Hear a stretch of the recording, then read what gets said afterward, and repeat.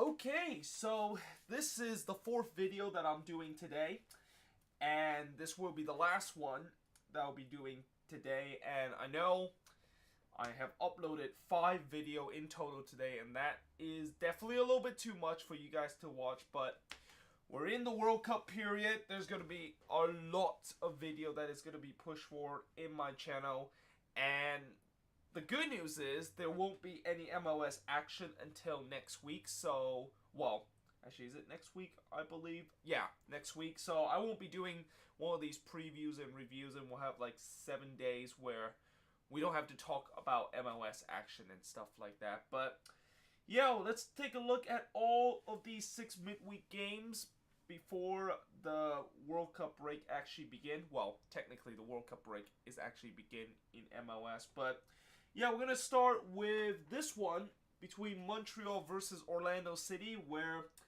Montreal won 3-0, and surprise, surprise, Jason Kreis is not been sacked by Orlando City. I mean, I am absolutely shocked that how in the world does Jason Kreis still has a job right now. Like, I said it in the preview where this has to be the game where it's the chopping block game for Jason Kreis. If he does not win against the Impact, there is no way he can be the manager of this team for these next couple of games. But yet, still, Kreis is still the manager of Orlando City, and, you know, I'm assuming probably in a couple of days there might be some announcement about Kreis' future at Orlando City, because right now this is really bad. Like, this is, we talk about how Orlando City so far this season and how they started off slow, and then they had that 6-game winning streak, and now they have that 6-game losing streak, and we talk about how there's been point where they have hit rock bottom. Well, this right now, this is rock bottom right now. I mean, in this game against Montreal, they look absolutely outclassed by an Impact team that literally nobody can actually lose to them. Like, this is an Impact team that, you know, despite the fact that they have done kind of good so far at home, this is a team that not a lot of people have lost them. And this is the only MLS team right now that has double-digit loss so far this season. And the fact that they go in there and they can't even get a win against a Montreal team like that, yeah, I'm shocked that Jason Kreis still has a job. Right, I don't know how is he still managing this club, but credit to Montreal, they got another home win, and certainly Piatti continued to be the main guy for this team. I mean, right now, Montreal is live and die by Ignacio Piatti right now. If he's on his game, then this team obviously have a chance to win. But if he's off his game, then yeah, that is not going to be very good. And, you know, for Montreal, certainly, they'll definitely take this win. You know, they are a team that I can't believe some people even consider them challenging for the playoff position. Like, seriously, you think Montreal is going to challenge for the playoffs this season? I mean, yes, they did get a couple of wins there and there, but still, this team is a really, really bad team. I mean, this team, like I said already, is live and die by Piatti, and, you know, it feels like every single team nowadays, when they play against Montreal, all you have to do is just double team or triple team Piatti, and everything will be fine. But unfortunately, Orlando City didn't get that memo, and that is exactly why they lost, and it is an embarrassing loss for Orlando City that is now stretched their losing streak at 6. Speaking of another losing, well, not losing, but speaking of a streak, Columbus had their streak broken. Their 9-game unbeaten streak unfortunately come to a halting end in the hands of Atlanta United, who won 2-0. And goals in this game for Atlanta: Joseph Martinez in the 30th minute, and Hector Viel. I always butcher his name for something. I might as well just call him Viel Alba from now on. and probably even say it slower. But, this was a pretty typical Atlanta road performance. This is literally what they've been doing throughout this whole season on the road, is that they don't play pretty football. They don't play that free-flowing football that they usually play at home. But whenever they go on the road, they grind out resort, and, this was a classic example of that. And as for Columbus, well, this is exactly what I've been saying about your team and what is the big problem with this team, despite they've been going through this long winning streak, and that is that they have trouble finishing their chances. And there's a couple of times in this game where Columbus had some real big opportunity to at least get a goal or even 2 goals in this game to maybe even get themselves back in the game or even tie the game, but they just could not finish those chances, and it was eventually that kind of problem of them not able to finish their chances and not being very clinical whatsoever is going to really haunt them and really just going to cost them. And there you go. That is the game that it finally cost them, for them not being very clinical whatsoever. So, yeah, but either way, the next game. Wow. So what can I say about this game that haven't been said by a lot of people? This was truly the game of the year. I mean, I don't care what people said about the last week game where LAFC came back from 3-2 in the 88th minute to win 4-3 at the end of the game. This was truly the game of the year. I mean, holy crap, how incredible of a roller coaster ride this was. DC United had a 3-0 lead in this game. And the 3-0 lead, they scored thanks to Assad, Ariola, and also Maddox scoring to give them the 3-0 lead in the first half. And TFC was absolutely falling apart in defense. And that is certainly, coming out of this game, that is definitely still going to be a huge concern for TFC, because these last couple of games, they have not looked good at all in the defensive end of their team. But DC United had a 3-0 lead, and after a couple of weeks ago when TFC blew a 3-0 lead, it was time for them to try to come back from a 3-0 lead. First of all, it was Osorio scoring the goal in the 56th minute, and then Vasquez scoring in the 64th minute, and then Hagelin basically completed the comeback in the 88th minute. But then literally 90 seconds later, Yamil Assad scored his second goal in the first minute of stoppage time. And just as you thought that DC United was going to sneak away with a victory at BMO Field and look like they kind of at least saved themselves from being a shame of blowing a 3-0 lead, guess what they exactly did 90 seconds later? Yep, that's right, they blew another lead. Hagelin basically scored in the 92nd minute, and wow, I mean, this was just absolutely insane. And as for DC United, this has to be, they got a draw, they got a point out of that on the road, which on most days, that certainly is good for DC United, especially when they visit BMO Field and play against TFC. But the fact that you not only had a pretty good position of winning the game once, but you had it twice in this situation. You had a 3-0 lead in this game, only to just blew that one. And then you score in the 90th minute, and that should have been game over for them. But for whatever reason, they decided to bring the choking job even higher, and basically they decided to concede the goal in the 92nd minute. I mean, that is just textbook bottling job by DC United, and that is probably the biggest bottling job by DC United so far in their club history. And I really think this is even bigger than the bottling job that they had last year when they blew a 3-0 lead and then lost 4-3 in that game. Well, actually, having said that, I think that was a pretty big bottling job, because they were leading 3-0, and then they gave up 4 unanswered goal, and they lost that one. And at least in this game, they drew. But yeah, it's not a good feeling when you had an enormous lead, and that you just literally decided to blew it, and then you retake the lead in stoppage time, thinking that that was pretty much it, and then you blew it again. And as for TFC, obviously this has to be, I guess this is going to be a little bit relief that they somehow, in some way, pull off a miraculous draw.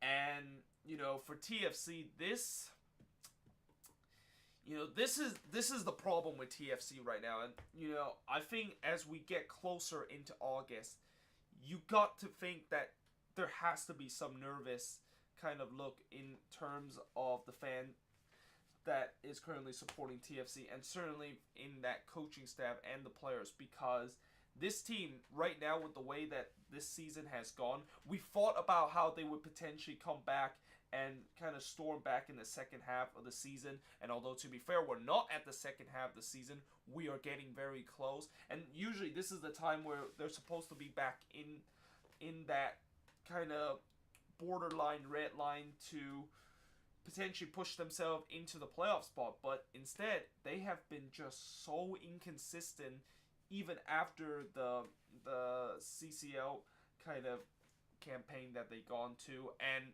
a lot of that has to do with injuries to their team. But still, now that they got a lot of guys back on this team, they still don't look like a team that is anything like what we've seen the last couple of years. And if TFC continue to play like this, there is a high possibility that they're not going to be making the playoffs this season. And I'm still thinking that this TFC could make the playoffs, but the way that they're playing right now and the way that this defense is just giving up goals like fun, yeah, you betcha that they're probably not going to be making the playoffs this season. And you bet that if they do make it to the playoffs, they'll probably get knocked out in the first round or second round, because I have not seen TFC look this kind of wriggly ever since they had that massive kind of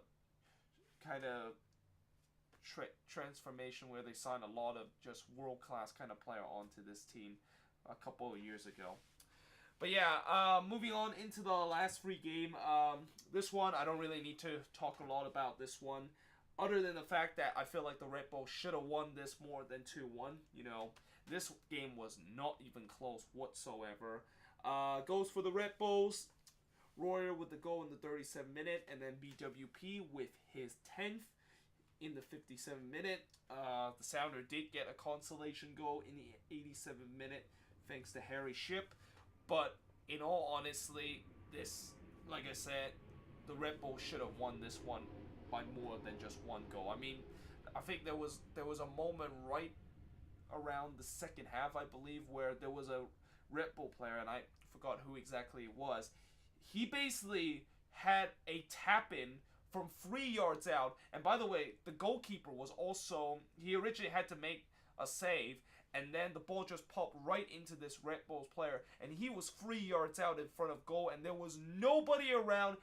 All he had to do is just tapped it into the open net, and guess what he decided to do? He basically hits it over. I mean, that is got to be one of the worst miss we have seen so far this season, and I won't be surprised if that one is going to end up in Sports Center's not top 10 play, because that is just an absolute horrendous miss. But thankfully for him and his team, the Red Bulls able to pull off the victory. And for the Sounders, well, yeah, you thought that 2-1 victory against DC United was start of something good. Nah, it's not really. And I kind of knew that they were going to lose this game, mainly because, one, they have to travel all the way across the other side of the country to play a midweek game, which usually that is not a good sign of them potentially performing very well. And two, this is their third game in 7 days. And that has to be very fatiguing. And even if you're a team that is like, let's say Atlanta, that is just having to have 3 games in 7 days, that is always gonna be tough. But with Seattle this season and the way that they've been playing this season, it's not very hard to guess that they're going to lose this game against the Red Bulls. And especially the Red Bulls have been pretty decent this year. But yeah, moving on to the last two match. Well, Colorado has now officially ended their miserable losing streak at 8 games, which means that Orlando City are now the one that will get the title for the longest losing streak right now. And they were actually, for the first 15 minutes, were kind of playing fantasy football, with Baji scoring in the 7th minute and then Tommy Smith scoring his first goal in MLS. But unfortunately for Colorado, they were brought back down to earth because they scored an own goal in the 21st minute. Wilson, of course, scored the own goal, and then Katai scored an absolute banger of a goal. And certainly, if they still count this as the goal of the week part in this midweek game, this one probably might have won it, because Alexander Katai basically just chested a long ball, and then once he chested down, he basically hit it the first time. I mean, the ball was kind of like rolling on the ground a little bit, but he basically hit it first time with his right leg, and it basically just kind of chipped it over and under into the back of the net. And, well, it wasn't really a chip. It was kind of like a curler that goes up and under, and it hit the post, and then it just bounced it into the back of the net. I mean, what a goal that is from Chicago.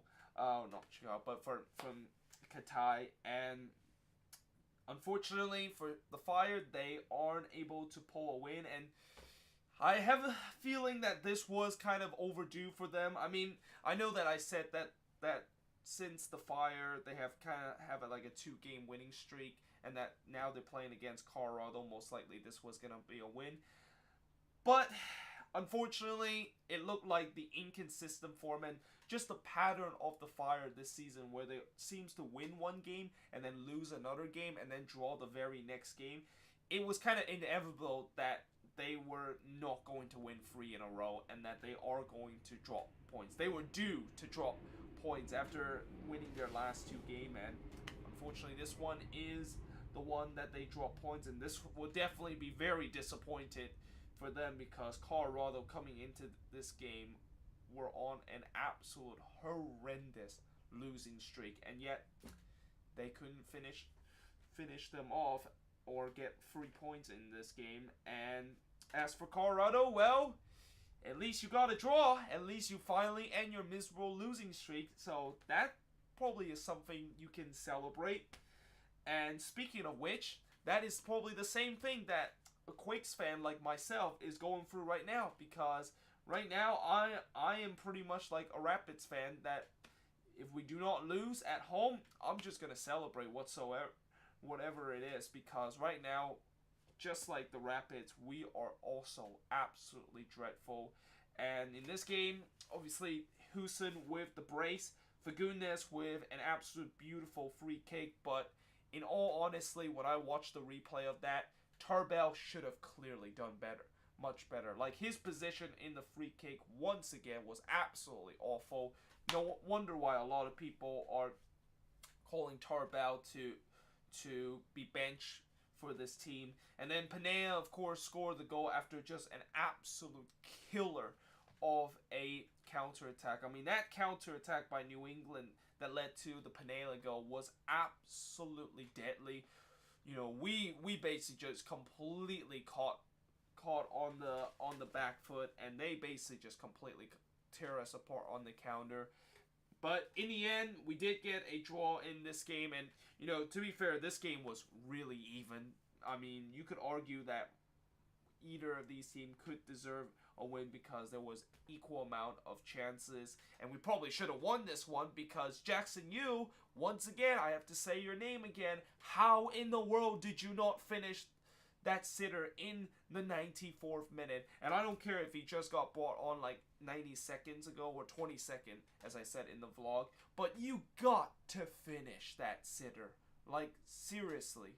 But I guess that is why I always said that there's just never a nice thing about the Quakes. this season. And yeah, I mean, it is what it is. At least we didn't lose, so I think I can celebrate that as kind of a moral victory. But either way, guys, I hope you guys enjoyed this video. That is pretty much it for this edition of Match Review. And like I said, won't be doing any more MLS content until the World Cup break is about to be over, which is next Thursday. And yeah, I hope you guys enjoyed this video. If you do, make sure you guys leave a like, smash that subscribe button, and yeah, I will see you guys next time.